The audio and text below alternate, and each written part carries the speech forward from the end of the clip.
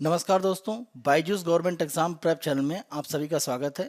आज हम आपके सामने 18 फरवरी 2021 के समाचार विश्लेषण प्रस्तुत कर रहे हैं, जिसमें द हिंदू अखबार से संबंधित प्रमुख आलेखों की हम समीक्षा करेंगे और उनसे संबंधित प्रारंभिक और मुख्य परीक्षा के प्रश्न भी आपको प्रैक्टिस के लिए दिए जाएंगे। हम अपनी पहली न्यूज़ पर आते हैं और ये प्रिया रमानी के संबंध में यहाँ पर एक न्यूज़ है। और प्रिया रमानी का अगर आप केस देखें तो एक तरह से हम भारत में और वैश्विक स्तर पर देखें तो महिलाओं के खिलाफ यौन शोषण को लेकर एक जो विरोध प्रदर्शन चले और काफ़ी बड़े पैमाने पर इसमें एक तरह से आप कह सकते हैं महिलाओं के खिलाफ खास तौर पे अगर हम बात करें जो कार्यस्थल है वहाँ पर जो भी उनके खिलाफ यौन शोषण के मामले हैं उनको तेज़ी से एक तरह से बाहर लाया गया और महिलाएं काफ़ी आगे बढ़कर इनके मामले उन्होंने सामने लाए। भारत में भी ये केस एक तरह से आगे बढ़े तो ये एक तरह का जो मूवमेंट है इसको मी टू मूवमेंट कहा गया। अगर हम मी टू मूवमेंट को देखें तो शुरुआत एक तरह से 2006 में मानी जाती है, जब सबसे पहले एक सोशल एक्टिविस्ट हैं तराना बुर्क, उनके द्वारा इसका नाम एक तरह से यूज़ किया गया। अगर हम वर्तमान समय में देखें तो 2006 में प्रयोग जरूर हुआ लेकिन वास्तविक रूप में 2017 में ये एक तरह से बहुत तेज़ी से आगे बढ़ा। खास तौर पे अगर हम हॉलीवुड में देखें तो वहाँ पर एक बड़े प्रोड्यूसर डायरेक्टर है हार्वे वाइनस्टीन, उनके खिलाफ बड़े मामले एक तरह से सामने आए जिसमें काफ़ी कलाकारों ने उनके खिलाफ मामले दर्ज कराए जिसमें उन पर आरोप लगे कि उनके द्वारा एक तरह से यौन शोषण के काफ़ी अपराध किए गए हैं।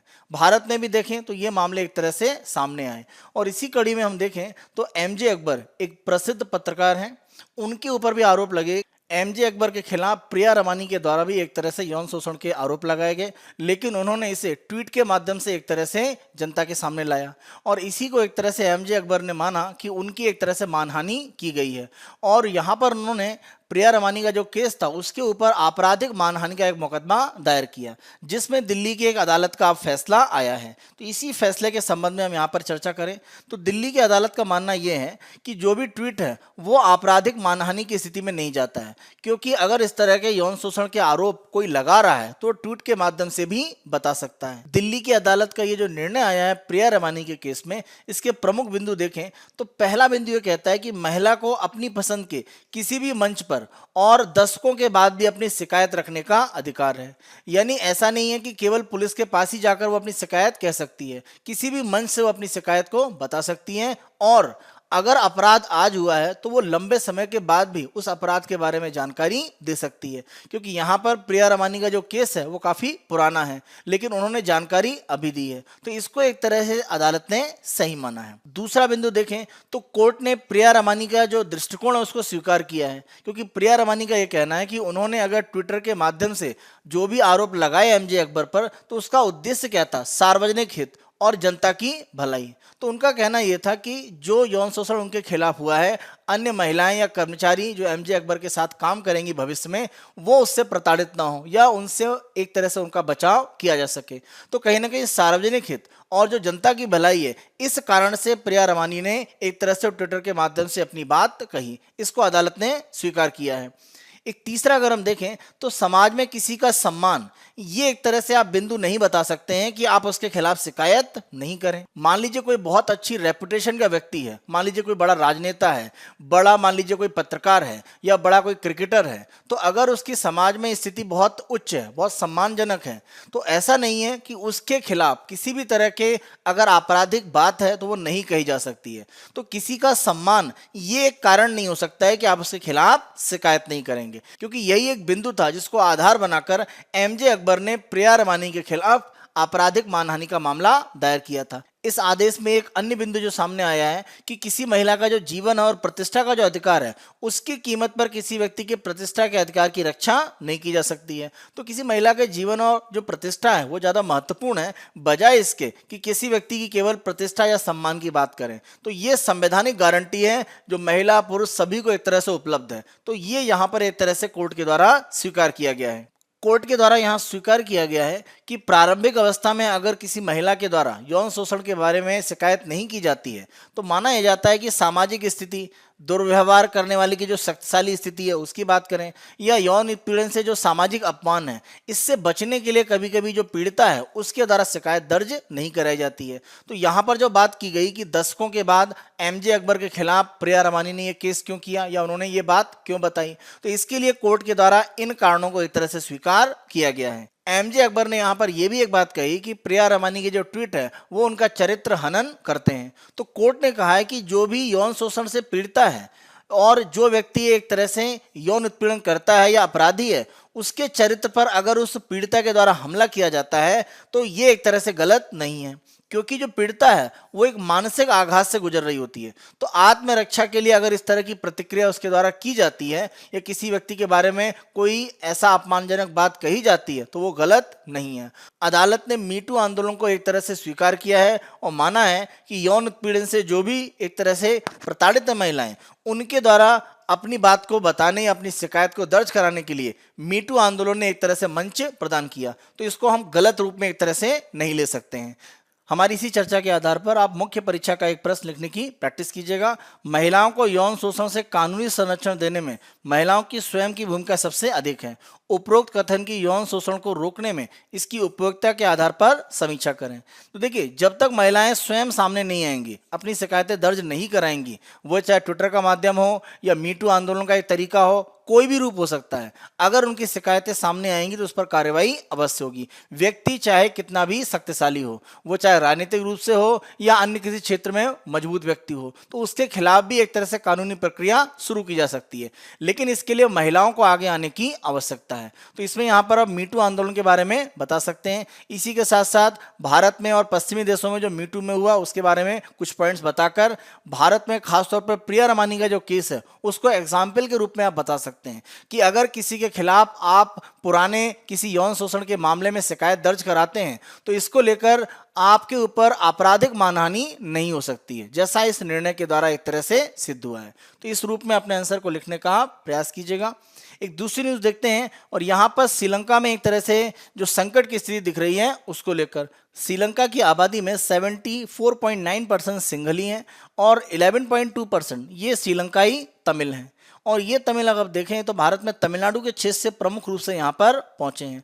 तो इन दोनों समूहों की अगर हम बात करें तो सिंघली हैं वो बौद्ध एक तरह से हैं, और जहाँ तक हम श्रीलंका में जो तमिल हैं उनकी बात करें तो वो हिंदू हैं। तो एक तरह से जो भाषाई और धार्मिक रूप से एक जो अंतर है वो यहाँ पर बन जाता है, और ये संघर्ष का एक बड़ा कारण रहा है कि श्रीलंका पर जब ब्रिटिश का नियंत्रण था, यानी 1948 के पहले आप देखें कि जब एक तरह से श्रीलंका पर ब्रिटेन का नियंत्रण था, यानी औपनिवेशिक शक्ति के रूप में ब्रिटेन वहाँ पर काम कर रहा था, तो उन्होंने एक तरह से जो तमिल लोग हैं उनको श्रीलंका में मजबूत करने का प्रयास किया। किसकी तुलना में? सिंघली समुदाय की तुलना में। और ये एक तरह से कह सकते हैं आधार वहाँ पर बना। अब इसका कारण क्या था?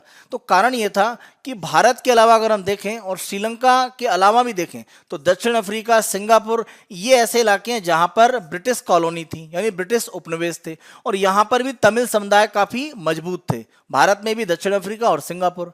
तो इसी कारण से ब्रिटिश लोगों का तमिल के साथ जो एक संबंध था, इसका एक आधार ये बना कि श्रीलंका में जो तमिल थे उनको कहीं ना कहीं ब्रिटिश लोगों के द्वारा ज्यादा मजबूती दी गई, और श्रीलंकाई तमिलों को अपने जो भी एक तरह से वाणिज्यिक नेटवर्क था, यानी जो कमर्शियल व्यापारिक वो काम कर रहे थे दुनिया में, उसका फायदा भी मिल रहा था।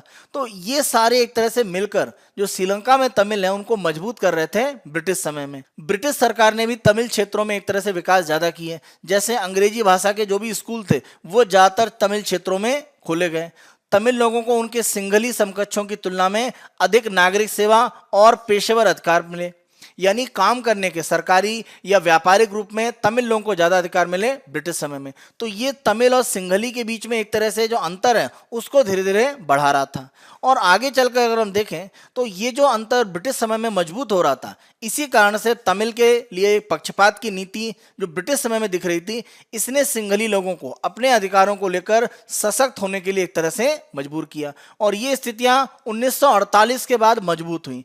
1948 में जब ब्रिटेन ने एक तरह से श्रीलंका को छोड़ा, यानी उसको आज़ादी प्रदान करी, तो उसके बाद से सिंघली लोगों ने अपने आप को मजबूती से आगे बढ़ाया, और ये स्थिति तमिल लोगों को एक तरह से कमजोर करने के साथ आगे बढ़ी।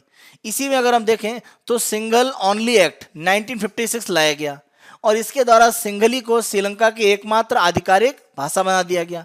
अब इससे तमिल जो लोग हैं जिनकी भाषा प्रमुख रूप से तमिल थी, उनके लिए बाधाएं पैदा हुई। सरकारी सेवा में उनकी पहुंच या सार्वजनिक रोजगार पाने की जो स्थिति थी वो कमजोर हुई। इसी के साथ साथ देखें तो एक और प्रासंगिक जो नीति थी मानकीकरण, स्टैंडर्डाइजेशन की, इसके द्वारा किया यह गया कि जो सिंहली छात्र हैं जिनको एक तरह से शिक्षा या अन्य साधन नहीं मिल पा रहे थे, उनको अधिक शैक्षणिक अवसर दिए गए। और यहाँ पर किया यह गया कि अगर कोई तमिल छात्र है और उसने स्कोर बहुत ऊंचा प्राप्त किया है, तभी उसको एक तरह से प्रवेश दिया जाता था श्रीलंका के विश्वविद्यालयों में, जबकि सिंहली जो स्टूडेंट हैं उन्हें कम स्कोर पर भी एक तरह से जो यूनिवर्सिटीज थी वहां पर एडमिशन दिया जा रहा था। तो ये एक अंतर यहाँ पर मिल रहा था कि सिंहली जो एक तरह से विकास की गतिविधियां हैं वो बढ़ रही थी और तमिल लोगों को एक तरह से पीछे छोड़ा जा रहा था।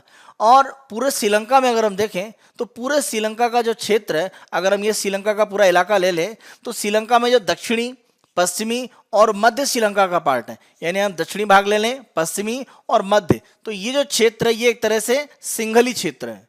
जबकि अगर हम उत्तरी की बात करें और पूर्वी, तो ये जो क्षेत्र है ये एक तरह से तमिल क्षेत्र है। आप ऐसे भी याद कर सकते हैं कि जो उत्तरी भाग है वो तमिलनाडु के काफी नजदीक है, तो पूर्वी इलाके और उत्तरी क्षेत्र ये तमिल क्षेत्र है। तो पूरे श्रीलंका में अगर हम देखें तमिल और सिंहली क्षेत्र, उनका एक तरह से आप सीधा बंटवारा कर सकते हैं। तो ये भी दोनों समुदायों को कहीं ना कहीं एक अलगाव की स्थिति में लाने के लिए उत्तरदायी माने गए।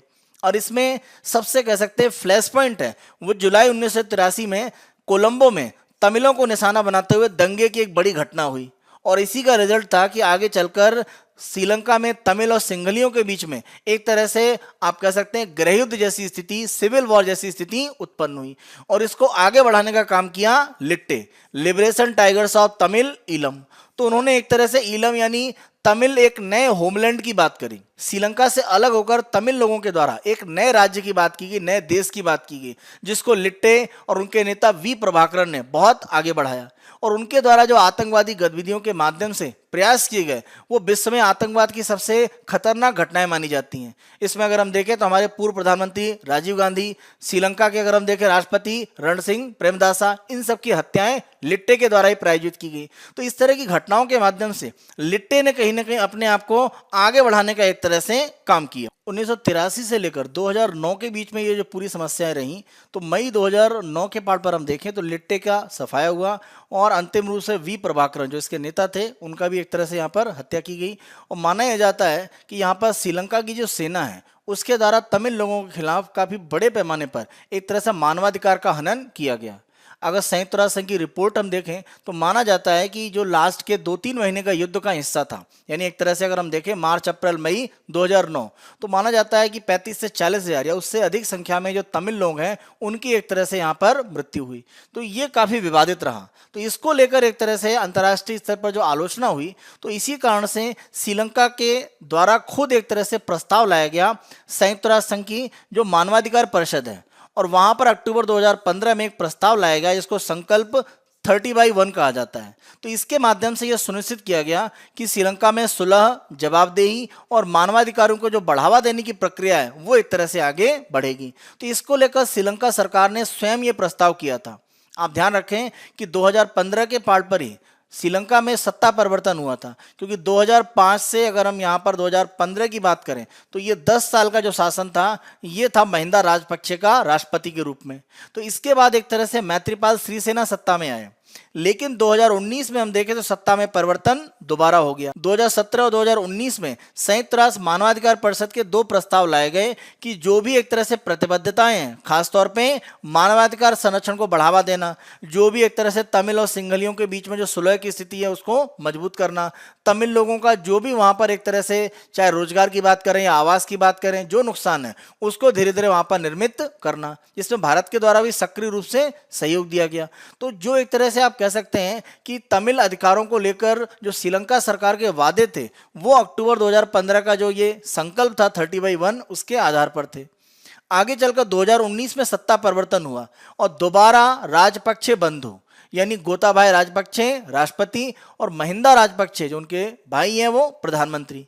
तो जो राष्ट्रपति के रूप में रह चुके थे अब वो प्रधानमंत्री हैं और उनके भाई गोताबाया राजपक्षे। और माना जाता है कि 2009 में लिट्टे के खिलाफ जो कार्रवाई थी उसमें गोताबाया राजपक्षे का एक बड़ा योगदान था। तो राजपक्षे बंधुओं के सत्ता में आने के बाद एक तरह से सिंघली राष्ट्रवाद है उसको बढ़ावा देने की एक स्थिति दिखी। 2019 में जो सरकार परिवर्तन हुआ तो उन्होंने अपने पहले संकल्प के रूप में एक तरह से ये बात कही कि जो ये प्रस्ताव है, यानी जो 2015 में रेजोल्यूशन लाया गया था 30/1, इसमें अभी हमने डिस्कस किया कि श्रीलंका सह प्रायोजक था, तो वो सह प्रायोजन की स्थिति से श्रीलंका वापस हट गया और उनका मानना है कि वो समावेशी जो विकास है वो घरेलू स्तर पर डिजाइन करके करेंगे। जहां तक सुलह की बात करें या जवाबदेही की बात करें, उन प्रक्रियाओं के माध्यम से शांति स्थापित करने के जो प्रयास हैं वो श्रीलंका स्वयं करेगा।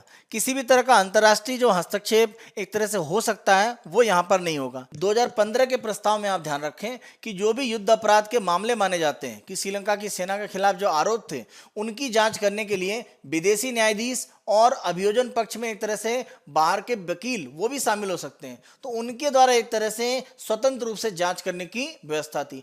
इसको अब 2019 के बाद से श्रीलंका की सरकार ने मना कर दिया है। श्रीलंका सरकार के जो नए प्रस्ताव लाए गए उसमें यह कहा गया है कि घरेलू स्तर पर वो श्रीलंका सुप्रीम कोर्ट के न्यायमूर्ति की एक अध्यक्षता में एक जांच आयोग बनाएंगे, यानी कमीशन ऑफ इंक्वायरी का गठन करेंगे और पिछली जो भी एक तरह से जांच की गई थी उन आयोगों की जांच की समीक्षा की जाएगी और मानवाधिकार को लेकर या वैश्विक स्तर पर जो मानवाधिकार के संरक्षण के कानून है उनका अगर कोई उल्लंघन हुआ है तो उसकी भी जांच की जाएगी। इसी के साथ साथ आयोग की जो भी सिफारिश आएगी उनको लागू करने के लिए स्थितियां कितनी अनुकूल हैं इसकी जांच की जाएगी और नई सरकार की जो नीतियां हैं उनके अनुरूप जो भी उपाय हैं जो प्रस्तावित हैं या जो जांच में एक तरह से सामने आएंगे उनको लागू करने के यहाँ पर प्रयास किए जाएंगे। तो ध्यान रखें, जो अंतर्राष्ट्रीय हस्तक्षेप हो सकता था तमिल मानवाधिकारों का जो हनन था उसकी जांच को लेकर, वो एक तरह से श्रीलंका डिनाई कर रहा है। तो श्रीलंका घरेलू आयोग की जो बात कर रहा है उसकी विश्वसनीयता नहीं है, क्योंकि अंतर्राष्ट्रीय स्तर पर या स्वतंत्र रूप से जब तक जांच नहीं होगी आप मानवाधिकार के हनन है उनके मामले पता नहीं लगा सकते हैं। भारत की भूमिका की बात करें तो तमिलनाडु राज्य से जो प्रमुख रूप से एक संबंध है तमिल लोगों का, ये एक बड़ा कारण है कि भारत हमेशा तमिल अधिकारों के संरक्षण की बात करता रहा है। तो जो भी तमिल लोगों के साथ मानवाधिकार हनन हुए उनको लेकर भारत कठोर रूप से श्रीलंका से चाहता है कि वो कार्रवाई करे। तो मानवाधिकार को लेकर कहीं ना कहीं भारत की तरफ से ये मांग है। इसी के साथ साथ जो भी उत्तरी और पूर्वी तमिल क्षेत्र हैं वहां पर एक तरह से जो पुनर्वास है उसको एक तरह से क्या किया जाए, मजबूत किया जाए। भारत इसके लिए बड़े पैमाने पर काम कर रहा है। आवास निर्माण की बात करें या अन्य तरह के परिवहन साधन उनको विकसित करने में भारत का महत्वपूर्ण सहयोग है। तो ये दो प्रमुख काम हैं जो भारत के द्वारा महत्वपूर्ण रूप में श्रीलंका पर दबाव बनाकर आगे किए जा सकते हैं, क्योंकि वर्तमान स्थिति में श्रीलंका सरकार इसको लेकर एक तरह से कमजोर स्थिति में अपने आप को दिखा रही है और मानवाधिकारों को लेकर जो हनन हुए हैं उनकी जांच में जो लोग एक तरह से उत्तरदायी माने जा रहे हैं, उन पर आरोप थे, उनको एक तरह से राष्ट्रपति की तरफ से क्षमा भी दी जा रही है। जो सैन्य अधिकारी इसमें एक तरह से वांछित थे। तो कहीं ना कहीं मानवाधिकारों को लेकर तमिल लोगों की जो शिकायत है उसको अनसुना किया जा रहा है। तो भविष्य में अंतर्राष्ट्रीय स्तर का जो दबाव है जो मानवाधिकार परिषद के एक प्रस्ताव के माध्यम से हो सकता है और भारत की तरफ से जो दबाव है वो महत्वपूर्ण एक तरह से कार्य कर सकता है तमिल लोगों के अधिकारों की रक्षा करने के लिए श्रीलंका में। अपनी नेक्स्ट न्यूज पर आते हैं, redefining the exit plan for कोविड-19 को लेकर एक तरह से वैश्विक स्तर पर यह कहा जा रहा है कि कोविड-19 को नियंत्रित किया जाए या इसको समाप्त करने के लिए प्रमुख रूप से प्रयास किए जाएं। तो दो यहां पर एक तरह से कह सकते हैं विचारधाराएं हैं। एक कोविड-19 को पूर्ण रूप से समाप्त करने की बात करते हैं और दूसरा इसको नियंत्रित करने की बात करते हैं। जैसे भारत में देखें या अन्य देशों में आप देखें तो कोविड-19 से संबंधित जो घटनाएं उनकी गंभीरता और मृत्यु दर में कमी आई है। तो कहीं ना कहीं नियंत्रण की स्थिति मजबूत दिख रही है। लेकिन ये कहा जाए कि इसको पूर्णतः समाप्त कर दिया जाए तो बहुत से देशों में लंबे समय तक कोई नया केस नहीं रहा है, लेकिन अचानक केस हुए हैं। जैसे अगर न्यूजीलैंड की बात करें तो इस तरह की स्थिति दिखाती है कि पूर्णतः नियंत्रण करना ये आसान है, पर पूर्ण रूप से समाप्त कर देना कोविड-19 को ये उतना आसान नहीं है। तो इसी आधार पर आर्टिकल में चर्चा की गई है, क्योंकि हमें ध्यान रखना पड़ेगा कोविड-19 वायरस ये हमारे आसपास रहेगा और इसी के साथ एक तरह से हमें जीवन चलाना है, क्योंकि बहुत सारे इस तरह से वायरस पहले भी रहे हैं और वर्तमान स्थिति में भी वो हैं, उनको हम नियंत्रित कर रहे हैं, यानी उनके बहुत खतरनाक वैश्विक प्रभाव को हम रोक सकते हैं, लेकिन पूर्ण रूप से समाप्त करना ये इतना आसान नहीं है। पूर्ण रूप से समाप्त करने की जगह एक नियंत्रित रूप में कोविड-19 की रणनीति वो ज़्यादा सटीक हो सकती है। तो अगर हम नियंत्रित करने की बात करें तो इस रणनीति के 3 हिस्से हो सकते हैं। जो संक्रमणों की संख्या है उसको तेजी से कम करना, जो इलाके एक तरह से वायरस मुक्त हैं, यहाँ कोविड-19 के केस लंबे समय से नहीं देखे जा रहे हैं, ऐसे इलाकों को ग्रीन जोन के रूप में निर्मित करना, यानी ये इलाके कोविड-19 से पूर्णतः एक तरह से नए मामले के रूप में अब वहां पर नहीं है। और तीसरा, अगर कोई नया मामला आता है तो उसका प्रबंधन, जिसको हम बोलते हैं क्राइसिस मैनेजमेंट, तो किस तरह से वो मामले और ना फैलें और विस्तारित ना हो, उसको रोकने का तंत्र हमें बनाना पड़ेगा। ये 3 हिस्से हैं जिसके आधार पर शून्य कोविड-19 की जगह हम कोविड-19 को नियंत्रित करने की रणनीति बना सकते हैं। कोविड-19 को अगर हम नियंत्रित करने की बात करें, यानी उसके उन्मूलन की जो रणनीति नियंत्रण को लेकर है, अगर हम उसको पालन करते हैं तो जो भी रिच कंट्रीज हैं, जैसे डेवलप्ड कंट्रीज की बात करें, यूएसए है, फ्रांस, जर्मनी, ब्रिटेन, तो उन्होंने एक तरीका ढूंढ लिया है कि उनके प्रत्येक नागरिक को टीकाकरण कर दिया जाए कोविड-19 का। तो अगर वो टीकाकरण की स्थिति में पहुंच जाते हैं अपने सभी नागरिकों को, तो वो सुरक्षित कर सकते हैं। ये कह सकते हैं यहाँ पर तरीका माना जा रहा है। और दूसरा ये कि अगर कोई ऐसा क्षेत्र है जो भौगोलिक रूप से बहुत दूर दूर फैला हुआ है, यानी जनसंख्या एक ही जगह पर बहुत कंसंट्रेट नहीं है, जैसे एग्जाम्पल आपने न्यूजीलैंड, तो ऐसे इलाकों में कहीं ना कहीं जो सीमा प्रबंधन है वो किया जा सकता है, यानी एक क्षेत्र से दूसरे क्षेत्र में जो लोग आते जाते हैं उनको नियंत्रित किया जा सकता है। लेकिन भारत जैसे घनी आबादी वाले क्षेत्र, यानी विशेष भौगोलिक क्षेत्र में ज़्यादा जनसंख्या जहाँ रहती है और आपस में कनेक्टिविटी ज़्यादा है, वहाँ पर यह करना उतना आसान नहीं है। तो हम बात करें तो ऐसे देश जो भौगोलिक रूप से दूर दूर बसे हुए हैं और साथ साथ ऐसे देश जो बहुत ज़्यादा रिच है, वहाँ पर इस तरह से कोविड-19 को पूर्णतः समाप्त करने की रणनीति हो सकती है। लेकिन आप ध्यान रखें कि इसमें कुछ समस्याएं हैं। इसमें सबसे प्रमुख समस्या ये है कि अगर किसी भी देश में कोविड-19 का मामला रहेगा तो वो किसी और देश में पहुंच सकता है, क्योंकि कोविड-19 की शुरुआत एक छोटे से केस से चीन में हुई और आगे चलकर वैश्विक स्तर पर महामारी के रूप में फैला। तो कहीं पर भी अगर केस है तो वो विस्तारित हो सकता है। तो हम ये कहें कि पूर्णतः कुछ देशों को हम कोविड-19 से जीरो कर दें और कुछ जगह पर कोविड-19 बना रहे और वो वहाँ पर नहीं फैल सकेगा, ऐसा नहीं होगा। तो अगर इस इलाके में कोविड की 0 केस हैं और यहाँ मान लीजिए 100 केस हैं, तो यहाँ से यहाँ वायरस आने की संभावनाएं बनी रहेंगी। तो समस्याएं क्या हैं? देखिए, सबसे बड़ी समस्या यह है कि संक्रमण का खतरा, और ये हमेशा बना रहेगा। अगर आप पूर्णतः समाप्त करने की बात करते हैं तो इसके लिए एक तरीका यह है कि सभी को वैक्सीन देना, और ये इतना आसान नहीं है, क्योंकि आज भी हम देखें तो डेली स्तर पर जो वैक्सीन दिए जा रहे हैं उनकी संख्या बहुत ज़्यादा नहीं है, उनको बढ़ाने की ज़रूरत है। दूसरा, हमें कोशिश ये करनी है कि जो भी टीके हैं उनमें अपडेट किया जाता रहे, यानी उसमें नया सुधार किया जाता रहे, जिससे कि जो भी नए वेरिएंट आ रहे हैं कोविड-19 के, उनके खिलाफ भी कवरेज हो पाए। और सार्वभौमिक, यानी सभी तक टीकों की जो पहुंच है वो पहुंचनी चाहिए। तो नए जो वेरिएंट आ रहे हैं कोविड-19 के, उनके खिलाफ भी जो वैक्सीन है वो डेवलप होती रहनी चाहिए, तभी हम नियंत्रण कर सकते हैं। एक तीसरी समस्या ये है कि अगर हम किसी इलाके में कोविड-19 को 0 पर ले आते हैं, मान लीजिए कोई ऐसा क्षेत्र है जहां पर हम कोविड-19 को 0 बना देते हैं, और कुछ ऐसे इलाके जहां पर कोरोना वायरस के केस अभी भी हैं, तो ये क्या करेगा? ये एक तरह से स्वास्थ्य स्तर पर विश्व में असमानताओं को ले आएगा। तो ये कहने की जो गरीब देश हैं उनको अलग थलग करने की एक स्थिति को दिखाएगा। तो वहां पर केसेस रहेंगे, अमीर देशों में या जो रिच कंट्रीज है वहां पर केसेस बिल्कुल खत्म हो जाएंगे। तो इस तरह की जो असमानता है ये स्वास्थ्य स्तर पर और देशों के स्तर पर अगर बनती है तो ये वैश्विक स्थिति के लिए बहुत अच्छा नहीं है। तो ये कुछ प्रमुख समस्याएं यहाँ पर दिखती हैं। कोविड-19 को नियंत्रित करने या पूर्णतः समाप्त करने की जो बहस है, उसमें अगर हम अन्य बीमारियों के हमारे अनुभव है उनको देखें, तो यहाँ पर आप किसी भी बीमारी को लीजिए तो पूर्णतः समाप्त करने की हमने पहल जरूर शुरू की, लेकिन अभी भी छोटे स्तर पर वो कहीं ना कहीं मौजूद हैं। तो ये दिखाता है कि बीमारियों को जब हम खत्म करने की बात करते हैं तो ये एक आशावादी जरूर रुख है, लेकिन पूर्णतः हो पाएगा इसकी संभावनाएं कम है। जैसे अगर हम खसरे की बात करें या जो नवजात बच्चों में टेटनस की एक तरह से बीमारी है, इनको हम देखें तो पिछले 20 वर्षों में प्रयास किया जा रहा है कि इसको पूर्णतः समाप्त किया जाए, लेकिन आज भी आप देखें तो ये पूर्णतः समाप्त नहीं है। इसी के साथ साथ अगर हम पोलियो का एक अच्छा एग्जाम्पल देखें तो दक्षिण पूर्व एशिया में अभी भी इसको मिटाने के लिए जो प्रयास है बड़े पैमाने पर किए जा रहे हैं, क्योंकि अफगानिस्तान और पाकिस्तान में इसके मामले अभी भी हैं। तो आप पूर्णतः मिटाने के लिए जो पहल करते हैं वो पूर्णतः सफल हो जाए यह आवश्यक नहीं है। इसके एग्जाम्पल खसरा, नवजात टेटनस या पोलियो जैसी बीमारियों की पूर्णतः समाप्ति को लेकर जो अभियान है वो उदाहरण के रूप में आप देख सकते हैं।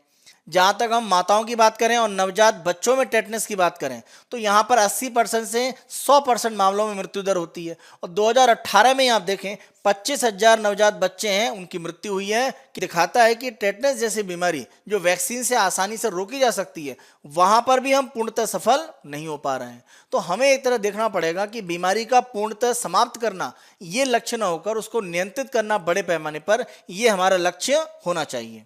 वैश्विक स्तर पर टीकाकरण के बड़े कार्यक्रम जरूर चले हैं, लेकिन विकासशील देशों में अभी भी इसकी समस्याएं बनी हुई हैं और अल्पविकसित देशों में ये समस्याएं और विकट हैं। तो हमें कहीं ना कहीं इन पर एक तरह से ध्यान देने की जरूरत है।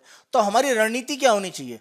रणनीति यह है कि जो वैक्सीन है कोविड-19 की, उसकी वैश्विक पहुंच बढ़ाई जानी चाहिए। ज़्यादा लोगों को इस तरह की वैक्सीन मिलनी चाहिए जिससे कि प्रतिरोध क्षमता उनमें विकसित रखे, यानी ज़्यादा कोविड-19 का प्रसार ना हो पाए, तो यह नियंत्रित करेगा। इसी के साथ साथ ध्यान रखें कि कुछ विशेष देशों में या विशेष भागों में नियंत्रण की बात न की जाए। जैसे विकसित देशों में बात करें कि वहां पर सभी को वैक्सीन देकर पूर्णतः कंट्रोल कर लिया गया, और मान लीजिए विकासशील या अल्पविकसित देशों में इसके केस बने हुए हैं तो वो वहां पर फिर से फैल सकता है। तो हमें इस समस्या को एक तरह से वैश्विक रूप में बनाने की आवश्यकता है, यानी ग्लोबल प्रॉब्लम के रूप में अगर हम इसे लें तभी इसको नियंत्रित करने के प्रयास सफल हो सकते हैं। वैश्विक नेतृत्व की आवश्यकता है, यानी विश्व के जो प्रमुख देश हैं वो एक तरह से नेतृत्व दें और कोविड-19 की वैक्सीन की उपलब्धता सुनिश्चित करें। जैसे भारत के द्वारा प्रमुख अपने सहयोगी देशों को आसानी से इस तरह की वैक्सीन उपलब्ध कराई जा रही है, तो भारत की तरह अन्य देशों के द्वारा भी इस तरह के प्रयास होने चाहिए। स्वास्थ्य सेवाओं की जो कमियां उनको दूर करना, कोविड-19 में जहां पर भी ज्यादा मृत्यु की स्थिति दिखी है, माना जा रहा है कि स्वास्थ्य सुविधाओं में काफी कमी है। अगर हम विकासशील देशों की बात करें तो ये एक बड़े कारण के रूप में देखा गया है। तो जो स्वास्थ्य सुविधाओं में कमी है उसको दूर करना हम कोविड-19 को रोकने के एक प्रयास के रूप में ले सकते हैं। आर्थिक रूप से जो कमजोरी है उसको दूर करना, कोविड-19 का असर यह हुआ कि लोगों के रोजगार छिने, उद्योग बंद हुए, तो आर्थिक रूप से जो कमजोर हुए हैं वो स्वास्थ्य सुविधाओं को नहीं प्राप्त कर सकते हैं। कोविड-19 के अलावा अन्य कोई अगर बीमारी है, तो अगर आप किसी और बीमारी से ग्रसित हैं, जैसे मान लीजिए टीबी की बात करें, तो आपको कोविड-19 होने की संभावनाएं ज्यादा हैं। तो इसीलिए आर्थिक रूप से जो कमजोर लोग हैं उनको आर्थिक रूप से सबल कर स्वास्थ्य सुविधाओं की मजबूती उन तक सुनिश्चित की जाए। अन्य बीमारियों को जो भी रोकने के प्रयास हैं उनकी प्रगति को बनाए रखें। जैसे टीबी की बात करें तो टीबी को लेकर एक तरह से जो नियंत्रण की स्थिति थी वो थोड़ी सी, हमारा जो लक्ष्य था वो भटका हुआ है क्योंकि हम कोविड-19 पर फोकस कर रहे थे। तो टीबी के केसेस भारत में या वैश्विक स्तर पर बढ़ सकते हैं, तो हमें अन्य बीमारियों पर भी नियंत्रण रखने की आवश्यकता है। इससे कोविड-19 को नियंत्रित करने में भी मदद मिलेगी। लक्ष्य जैसा हमने शुरुआत में डिस्कस किया, समाप्त करने की जगह उसको एक तरह से रोकने के प्रयास पर होनी चाहिए। और अंतिम रूप में सार्वभौमिक स्वास्थ्य विस्तार यानी यूनिवर्सल हेल्थ कवरेज, इसको प्रयास करना चाहिए प्राप्त करने का। अगर ये प्राप्त होगा तो कोविड-19 का नियंत्रण करना ज़्यादा आसान होगा और वैश्विक स्तर पर जो भी मृत्यु दर इससे है वो घट सकेगी। और भविष्य में अन्य प्रकार के अगर इस तरह से कोई वायरस के माध्यम से महामारी होती है तो उसको नियंत्रित करने में हमें ज़्यादा आसानी होगी। इसी हमारी चर्चा के आधार पर मुख्य परीक्षा के एक प्रश्न को आप लिखने की प्रैक्टिस कीजिएगा। कोविड-19 को समाप्त करने से अधिक कारगर रणनीति इसे नियंत्रित करने और सार्वभौमिक स्वास्थ्य सेवा के विस्तार में है। आप यहाँ एग्जाम्पल के माध्यम से बता सकते हैं कि अगर हम पूर्णतः नियंत्रण की बात करेंगे तो कुछ इलाकों में समाप्त हो जाएंगी और कहीं पर बची रहेंगी, तब भी प्रसार होने की संभावनाएं बन जाती हैं। इसी के साथ साथ आपको बताना पड़ेगा कि जैसे टेटनस की बात करें या पोलियो की बात करें तो अभी भी पूर्णतः वो समाप्त नहीं हो पाई हैं। तो इस तरह के एग्जाम्पल के माध्यम से आप बताएं कि स्वास्थ्य सुविधाओं को सार्वभौमिक सभी तक विस्तारित करना ये कोविड-19 को नियंत्रित करने की रणनीति के साथ में हो सकता है। तो इस रूप में अपने आंसर को आप लिखने का प्रयास कीजिएगा। हम अपने अगले टॉपिक पर आते हैं और ये पेज नंबर 6 के पार्ट पर जीएस पेपर 2 में एक तरह से इसे आप पॉलिटी के साथ जोड़ सकते हैं। अगर हम सड़क परिवहन में जो भी दुर्घटनाएं उनको अगर रोक सकें तो वहां पर जो मृत्यु की घटनाएं हैं उनको रोक सकते हैं। और अगर मृत्यु की घटनाएं रुकती हैं, जिन परिवारों में सड़क दुर्घटनाओं में लोगों की मृत्यु होती है, तो उन परिवारों में अगर मान लीजिए वो प्रमुख रूप से कमाने वाले व्यक्ति हैं तो आर्थिक रूप से कहीं ना कहीं परिवार की एक स्थिति कमजोर होती है। और स्वास्थ्य की बात करें, शिक्षा की बात करें या अन्य सुविधाएं लेना उनके लिए उतना आसान नहीं है। तो इसके बड़े पैमाने पर सामाजिक और आर्थिक एक तरह से प्रभाव भी होते हैं। सड़क दुर्घटनाओं के अगर हम यहाँ पर एक आंकड़े देखें तो विश्व बैंक के द्वारा प्रायोजित एक यहाँ पर रिपोर्ट है जिसको ट्रैफिक दुर्घटना, चोट और विकलांगता एक तरह से रिपोर्ट का नाम दिया गया है। तो यहाँ पर हम देखें तो भारत में दुनिया के 1% वाहन है वो संचालित होते हैं, लेकिन दुनिया में जितनी भी दुर्घटनाएं हो रही हैं वाहनों से, उन दुर्घटनाओं में 11% योगदान भारत का है। तो आप अंदाजा लगा सकते हैं कितना बड़ा हिस्सा भारत का है। परिवहन मंत्रालय के 2019 के आंकड़े कहते हैं कि लगभग 1.5 लाख से ज़्यादा लोगों की मृत्यु हुई है और लगभग 4.5 लाख से ज़्यादा लोग यहाँ पर घायल हुए हैं। अगर हम इसका एक आर्थिक रूप देखें तो देश की जीडीपी को लगभग 2% का नुकसान होता है। बहुत बड़ा आंकड़ा है 2% जीडीपी का नुकसान। इसी के साथ साथ सड़क दुर्घटनाओं में जो लोगों की मृत्यु होती है, माना जा रहा है कि लगभग 62% लोग हैं वो 18 से 35 आयु वर्ग के हैं। और ये लोग अगर हम देखें तो किसी भी देश की अर्थव्यवस्था में आर्थिक रूप से सबसे ज़्यादा योगदान करने वाले हैं। तो हम ऐसा कह सकते हैं कि आर्थिक रूप से जो हमारा बहुत ही ज़्यादा बहुमूल्य श्रम बल है वो एक तरह से यहाँ पर नुकसान हो रहा है। तो ये दोनों रूप में देखें तो आर्थिक रूप से हमें एक तरह से नुकसान है। सड़क दुर्घटना में सबसे ज़्यादा पीड़ित लोग हैं जिनकी आय कम है। विशेष रूप से ग्रामीण क्षेत्रों में देखें, महिलाओं को दीर्घकालीन नुकसान होता है, क्योंकि अगर मान लीजिए उनके हस्बैंड की मृत्यु होती है तो वित्तीय रूप में आप लें या मनोवैज्ञानिक रूप में देखें, कहीं ना कहीं उनके ऊपर स्थितियां काफ़ी खराब होती हैं। तो महिलाओं को इससे बड़े पैमाने पर नुकसान होते हैं। सड़क परिवहन में जो भी दुर्घटनाएं उनको न्यूनतम करने के लिए माना जा रहा है कि जिसको एक मूक महामारी कहा जाता है, तो एक महामारी ऐसी स्थिति है, आप देखें लगभग 1.5 लाख लोगों की मृत्यु हो रही है अगर हम देखें वार्षिक आंकड़े, तो ये आंकड़े भी कहीं ना कहीं एक महामारी की स्थिति को ही बताते हैं। तो ये जो मूक महामारी के रूप में माना जाता है, अगर हम सड़क दुर्घटना की बात करें तो इसको शिक्षा के स्तर को बढ़ाकर, नागरिक समाज का सहयोग लेकर और पेशेवर पुलिसिंग, अगर प्रोफेशनल रूप में पुलिसिंग की जाए तो जो भी एक तरह से दुर्घटनाएं हो रही हैं सड़क मार्ग पर, उनको रोका जा सकता है। सड़क सुरक्षा को लेकर लोगों में जागरूकता फैलाने के लिए 18 जनवरी से 17 फरवरी 2021 के बीच में राष्ट्रीय सड़क सुरक्षा माह 2021 मनाया गया। तो यहाँ पर भारत सरकार की तरफ से एक मजबूत पहल की गई है और इसके बारे में दिसंबर 2020 में सरकार के द्वारा एक ड्राफ्ट या मसौदा पत्र जारी किया गया है और इसके माध्यम से सरकार ने राष्ट्रीय सड़क सुरक्षा बोर्ड के गठन करने की एक तरह से मसौदे को प्रस्तुत किया है। तो ये भारत में सड़क सुरक्षा को लेकर एक महत्वपूर्ण कदम माना जा रहा है। तो राष्ट्रीय सड़क सुरक्षा बोर्ड की अगर हम बात करें, नेशनल रोड सेफ्टी बोर्ड, तो ये क्या करेगा, ये सड़क सुरक्षा, नवाचार और नई तकनीक को अपनाने और यातायात और मोटर वाहनों के नियमन के लिए सलाह देने के लिए जिम्मेदार होगा। इस बोर्ड के द्वारा डिजाइन, वजन, निर्माण प्रक्रिया, संचालन, रखरखाव के जो मानक है वाहनों के, उनके बारे में एक तरह से काम किया जाएगा। मोटर वाहन अगर मान लीजिए कि सड़क सुरक्षा को लेकर कोई मानक का पालन नहीं करते हैं, मान लीजिए किसी कंपनी का कोई नया मान लीजिए गाड़ी को जारी किया गया है और वो सुरक्षा के मानकों को पालन नहीं कर रहे हैं, जैसे एयरबैग की बात करते हैं, तो अगर ऐसा है तो इस बोर्ड के द्वारा उस वाहन को रिकॉल करने या वापस लेने का आदेश एक तरह से दिया जा सकता है। और सुरक्षा के जो भी उपकरण हैं उनके मानकों को दिशा निर्देश देना और उनका विनियमन सुनिश्चित करना, इसके बारे में जो सलाह है वो इस बोर्ड के द्वारा दी जाएगी। सड़क सुरक्षा सड़क बुनियादी ढांचे और यातायात के नियंत्रण के लिए मानकों के निर्माण का सुझाव देगा। और यह केवल ऐसा नहीं कि केंद्र सरकार, ये राज्य सरकार और सड़क सुरक्षा को लेकर जो भी स्थानीय अधिकारी हैं, यानी जो हमारा, जैसे हम नगर पालिका की बात करें तो जो भी लोकल एडमिनिस्ट्रेशन, स्थानीय जो निकाय हैं, उनको भी एक तरह से तकनीकी सलाह और सहायता देगा। इसी के साथ साथ इस बोर्ड के द्वारा सड़क सुरक्षा और यातायात प्रबंधन को मजबूत करने के लिए शिक्षा एजेंसियां या अन्य संस्थानों की बात करें, स्वास्थ्य और गैर सरकारी जो संगठन है उनके साथ भी समन्वय किया जाएगा। देखिए, शिक्षा एजेंसियां मतलब स्कूलों की बात करें या यूनिवर्सिटीज़ की बात करें तो वहाँ पर लोगों को जागरूकता देना। तो अगर हम बच्चों में या युवाओं में जागरूकता फैलाएंगे तभी सड़क सुरक्षा को मजबूती दी जा सकती है। तो इस तरह के प्रयास भी इस बोर्ड के द्वारा किए जाएंगे। भारत में सड़क सुरक्षा को लेकर इस बोर्ड के जो काम है वो काफ़ी महत्वपूर्ण होंगे। तो ये पूर्ण रूप से जो गठित होकर कार्य करेगा तब भारत में सड़क सुरक्षा को लेकर स्थितियाँ मजबूत हो पाएंगी। आगे हम अपने प्रीलिम्स के टॉपिक को देखते हैं और यहाँ पर जो भी एस्पिरेशनल डिस्ट्रिक्ट हैं वहाँ पर बच्चों के पोषण के स्तर को बढ़ाने के लिए फोर्टिफाइड राइस या इस तरह के अन्य जो अनाज है उनको उपलब्ध कराया जाएगा। अगर हम मिड डे मील योजना की बात करें, मध्याह्न भोजन की, देखिए फोर्टिफाइड राइस जैसे है तो यहाँ पर जो चावल होता है उसमें iron, zinc, vitamin B1, B12, folic acid, ये एक तरह से और अन्य प्रकार के जो सूक्ष्म जो पोषण है वो इसमें मिले होते हैं। तो ये इसीलिए फोर्टिफाइड राइस के नाम से भी जाना जाता है। इसी संबंध में हमारा प्री का क्वेश्चन है, निम्नलिखित में कौन सा कथन सही है? मध्याह्न भोजन योजना और एकीकृत बाल विकास सेवा के माध्यम से सम्मिलित फोर्टिफाइड भोजन के वितरण के साथ बच्चों की पोषण स्थिति में सुधार किया जा सकता है। सही स्टेटमेंट है। दूसरा, ऐसे सम्मिलित या फोर्टिफाइड भोजन में पर्याप्त मात्रा में लोहा, जस्ता, विटामिन B1, विटामिन 12 और फॉलिक एसिड के साथ साथ सूक्ष्म पोषक तत्व भी होने चाहिए। सही स्टेटमेंट है। दोनों सही हैं, तो आंसर आपका सी 1 तथा 2 दोनों सत्य हैं।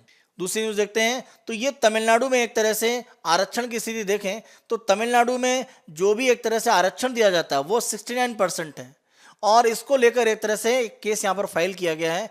और ध्यान रखें कि सुप्रीम कोर्ट का इंदिरा साहनी केस में एक तरह से जजमेंट है कि जो भी कोटा दिया जाता है आरक्षण में, अलग अलग जो भी जाति समूह हैं उनमें वो 50% का जो बैरियर है उससे ज़्यादा नहीं हो सकता है, लेकिन तमिलनाडु में कितना है 69%। तो इसी को एक तरह से यहाँ पर चैलेंज करने की बात है। तो यहाँ पर भारत सरकार की तरफ से कहा गया है कि इसमें तमिलनाडु सरकार का प्रमुख रूप से निर्णय है, केंद्र सरकार का इससे कोई लेना देना नहीं है। तो इसी संबंध में हमने यहाँ पर प्री का आपको क्वेश्चन दिया है। कोटे पर 50% की सीमा किस ऐतिहासिक फैसले में सर्वोच्च न्यायालय द्वारा रखी गई थी? अभी हमने डिस्कस किया इंदिरा साहनी केस के पार्ट पर, यह एक तरह से 50% की जो लिमिट है कोटे की आरक्षण में वो निर्धारित की गई थी। अगला देखते हैं, India to gift 2 lakh vaccine doses to UN peace keepers. तो भारत आप देखें अलग अलग देशों को तो दे ही रहा है, जो एक तरह से संयुक्त राष्ट्र संघ के शांति सैनिक हैं उनको भी भारत वैक्सीन प्रदान करेगा। तो इन्हीं शांति सैनिकों के संबंध में प्री का क्वेश्चन देखें। निम्नलिखित में से कौन सा कथन सही है? संयुक्त राष्ट्र शांति सेना वैश्विक शांति और सुरक्षा को खतरा पैदा करने वाले देशों को दंडित करने में मदद करती है। देखिए, दंडित करने के लिए नाम क्या है? शांति सेना। यानी अगर युद्ध विराम हो जाता है या गृह युद्ध है वो शांत होता है, तो वहां पर शांति को बनाए रखने के लिए ये जो पीस कीपिंग फोर्स है वो काम करती है। दंडित करने का अधिकार शांति सेना को एक तरह से नहीं है। तो आप कह सकते हैं शांति के समय ये एक तरह से कार्य करती है। तो पहला पॉइंट यहाँ पर गलत है। दूसरा, संयुक्त राष्ट्र सुरक्षा परिषद यह निर्धारित करता है कि संयुक्त राष्ट्र शांति सेना कब और कहां तैनात की जाएगी। तो ध्यान रखें, सिक्योरिटी काउंसिल सुरक्षा परिषद के द्वारा यह निर्णय लिए जाते हैं। सही स्टेटमेंट है। तीसरा, भारत हमेशा यूएन पीस कीपिंग फोर्स के लिए सबसे बड़ा सैन्य योगदान देने वाला देश रहा है। तो भारत की तरफ से सबसे बड़ा सहयोग हमेशा इसमें दिया गया है। सही स्टेटमेंट है 2 और 3, यानी आंसर आपका बी 2 और 3 सही है। अगला हम देखें तो ये न्यूज हमारी नीलगिरी माउंटेन रेलवे के संबंध में है। यहाँ पर आप देखें तो एक इमेज यहाँ पर नीलगिरी माउंटेन रेलवे की तो है ही है, यहाँ पर एक इमेज दी गई है। इसको बेसिकली रैक और पिनियन एक तरह से टेक्नोलॉजी कहा जाता है। इस ट्रैक को अगर आप देखें तो मिडिल में ये एक तरह से यहाँ पर कुछ ब्लॉक बने हुए हैं। तो ये एक तरह से आप इस तरह से व्हील की बात करें तो इस व्हील में इस तरह से ब्लॉक बने हैं और इन्हीं खांचों में ये ट्रैक में फिक्स होकर चलता है। तो ये एक तरह से जो पद्धति है ट्रैक की, इसको रैक एंड पिनियन टेक्नोलॉजी कहा जाता है। तो भारत में जो नीलगिरी रेलवे ट्रैक है वो इसी रैक एंड पिनियन टेक्नोलॉजी के आधार पर संचालित होता है। तो नीलगिरी माउंटेन रेलवे के संबंध में हमने आपको यहाँ पर प्री का क्वेश्चन दिया है। प्रश्न देखते हैं, निम्न कथनों पर विचार करें। भारत में संचालित सभी पर्वतीय रेलवे यूनेस्को द्वारा विरासत सूची में शामिल हैं। देखिए, भारत में जो पर्वतीय रेलवे हैं, एक तो नीलगिरी माउंटेन रेलवे है, उसके अलावा दार्जिलिंग हिल रेलवे का पार्ट है, इसके अलावा कालका, शिमला, ये तीनों यूनेस्को के द्वारा जो विरासत सूची है, हेरिटेज लिस्ट, उसमें शामिल है। भारत में एक चौथा माउंटेन रेलवे भी है और ये महाराष्ट्र में कहाँ पर है? माथेरन। तो महाराष्ट्र में ये माथेरन के पास में एक तरह से स्थित है। तो ये नेरल से लेकर माथेरन के बीच में महाराष्ट्र में जो पर्वतीय रेलवे का पार्ट है वो है। तो भारत में एक तरह से कितने माउंटेन रेलवे हो गए? 4। तो 3 शामिल है, माथेरन अभी शामिल नहीं है। तो इसको एक तरह से एक संभावित सूची में जरूर डाला गया है, लेकिन अभी अंतिम रूप में यूनेस्को ने शामिल नहीं किया है। तो 3 शामिल हैं। तो ये जो कहा गया है कि सभी शामिल हैं, तो स्टेटमेंट पहला गलत है। दूसरा, नीलगिरी पर्वतीय रेलवे रैक एंड पिनियन तकनीक पर संचालित होता है। जैसा हमने आपको यहाँ पर इमेज दिखाया, तो ये रैक एंड पिनियन टेक्नोलॉजी है। बिल्कुल सही स्टेटमेंट है। नीलगिरी पर्वतीय रेलवे का संचालन दक्षिणी रेलवे जोन के द्वारा किया जाता है। सही स्टेटमेंट है 2 और 3, आंसर आपका बी। नेक्स्ट उसको देखें तो यहाँ पर फाइनेंशियल एक्शन टास्क फोर्स, यानी मनी लॉन्ड्रिंग, अवैध रूप से जो धन है उसको एक तरह से एक जगह से दूसरी जगह उसको पहुंचाना। तो मनी लॉन्ड्रिंग और आतंकवाद को जो वित्त पोषण है उसको किस तरह से रोका जाए, उसके लिए फाइनेंशियल एक्शन टास्क फोर्स काम करता है। तो पाकिस्तान अभी इसकी लिस्ट में एक तरह से शामिल है जून 2018 से, और माना जा रहा है कि जून 2021 तक ये शामिल रहेगा, क्योंकि फरवरी के अंतिम सप्ताह में FATF की बैठक होने वाली है। तो वहां पर शायद निर्णय लिया जाए कि पाकिस्तान जून तक इसमें बना रहेगा। तो इसी FATF के संबंध में हम आपको यहाँ पर प्री का क्वेश्चन दे रहे हैं। फाइनेंशियल एक्शन टास्क फोर्स में निम्न में कौन से क्षेत्रीय संगठन शामिल हैं? ध्यान रखें 39 यहाँ पर सदस्य हैं, जिसमें 37 तो यहाँ पर क्या है, 37 देश हैं और 2 यहाँ पर संगठन सदस्य हैं। किसमें? फाइनेंशियल एक्शन टास्क फोर्स में। तो पहला आप देखें यूरोपीय आयोग, सही स्टेटमेंट है, यूरोपियन कमीशन है, यूरोपीय आयोग सदस्य है। दूसरा आप देखें खाड़ी सहयोग परिषद, आप इसे संगठन नहीं खाड़ी सहयोग परिषद पढ़ेंगे, यानी गल्फ कोऑपरेशन काउंसिल। तो जीसीसी की बात करें वो भी एक तरह से एफएटीएफ में शामिल है। तीसरा ब्रिक्स, ब्रिक्स यहाँ पर नहीं शामिल है। एशियाई विकास बैंक ये भी नहीं शामिल है। तो कौन से शामिल है? 1 और 2। तो आंसर आपका क्या है? 1 और 2। हम अपनी अगली न्यूज पर आते हैं और ये श्रीलंका के द्वारा विश्व युद्ध के समय में जो ऑयल टैंक बनाए गए थे, एक तरह से सामरिक रूप से महत्वपूर्ण स्थल थे ट्रिंकोमैली के आसपास के क्षेत्रों में। तो ये इन ऑयल टैंक को श्रीलंका फिर से एक्वायर करने जा रहा है, क्योंकि ध्यान रखें 2003 में एक डील हुई थी और उसके आधार पर 35 साल के लिए जो यहाँ पर 99 टैंक हैं उनको इंडियन ऑयल कॉरपोरेशन आईओसी की जो एक सहायक कंपनी है उसको लीज पर दिया गया था। तो इन टैंकों को एक तरह से जो श्रीलंका सरकार है फिर से लेने वाली है। इन टैंकों को एक तरह से आप कह सकते हैं कि सामरिक रूप से पेट्रोलियम पदार्थों के भंडारण के लिए विश्व युद्ध में इनका उपयोग किया जाता था। ट्रिंकोमैली आप ध्यान रखें एक प्रमुख यहाँ पर माना जाता है कि एक प्राकृतिक बंदरगाह है और ये एक तरह से अगर हम देखें तो श्रीलंका के पूर्वी और उत्तरी पूर्वी क्षेत्र में एक तरह से स्थित है। ट्रिंकोमैली के संबंध में हमने यहाँ पर आपको प्री का क्वेश्चन दिया है, ट्रिंकोमैली बंदरगाह कहाँ पर स्थित है? तो अभी हमने देखा उत्तरी पूर्वी श्रीलंका, उत्तरी पूर्वी श्रीलंका का जो क्षेत्र वहां पर ट्रिंकोमैली बंदरगाह स्थित है। तो आंसर आपका बी। तो ये हमारा 18 फरवरी 2021 का समाचार विश्लेषण था। आने वाले दिनों में अन्य दिनों के समाचार विश्लेषण हम आपको इसी तरह से उपलब्ध कराते रहेंगे। Byju's government exam prep channel को आप बेहद पसंद कर रहे हैं। अधिक से अधिक संख्या में लाइक, शेयर और सब्सक्राइब जरूर करें। धन्यवाद।